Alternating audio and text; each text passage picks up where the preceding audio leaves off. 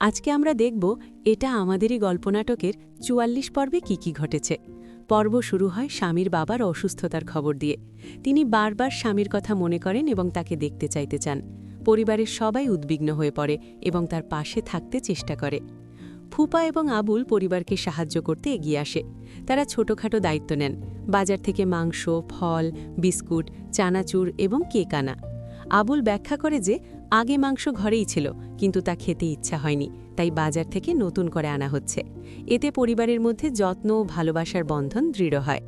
আবুল ও ফুপার ছোটখাটো কাজের মাধ্যমে পরিবারকে একত্রিত করার চেষ্টা স্পষ্টভাবেই দেখা যায়। আবুল এই সময় ফুপাকে বলে, তুমি ছাড়া আমার আর কেউ নেই, তোমাদের মতো মানুষের জন্য পৃথিবী এখনও সুন্দর। পরবর্তীতে দেখা যায় রফিক বারবার ক্ষমা চাইতে আসে। আগে পরিবারের কেউ তাকে ক্ষমা করেনি, তবে এখন সবাই তার আন্তরিক অনুতাপ বুঝতে পারে এবং তার ভুল ভেবে ক্ষমা দেওয়ার গুরুত্ব বোঝে।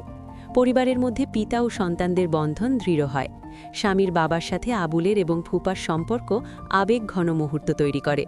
বাবা শব্দের মানে ও আবেগের গুরুত্ব এই পর্বে স্পষ্টভাবে উঠে আসে। আবুল অনুভব করে বাবা বলে ডাকার এই শক্তি কত আনন্দদায়ক এবং আত্মবিশ্বাস দানকারী। পর্বে আরেকটি গুরুত্বপূর্ণ বিষয় হল পরিবারের মধ্যে বোঝাপড়া ও সহানুভূতি।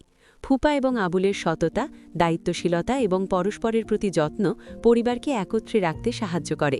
পর্বের মাধ্যমে আমরা দেখতে পাই ভালোবাসা, ক্ষমা এবং বোঝাপড়া মানুষের সম্পর্ককে পুনরায় শক্তিশালী করতে পারে। অহংকার ও ভুল বোঝাবুঝি সম্পর্ককে দূরে ঠেলে দিতে পারে, কিন্তু পরিবারে আন্তরিক ভালোবাসা সব ঠিক করতে পারে। শেষে এই পর্ব আমাদের শেখায়, যত বড় ভুলই হোক, ক্ষমা, ভালোবাসা এবং যত্নের মাধ্যমে সম্পর্ককে আবার একত্রিত করা সম্ভব। ভিডিওটি ভালো লাগলে চ্যানেলটি সাবস্ক্রাইব করুন। আপনার প্রিয় মুহূর্ত বা হাইলাইট কমেন্টে জানান। পরবর্তী পর্বের আপডেট পেতে বেল আইকন অন করে রাখুন।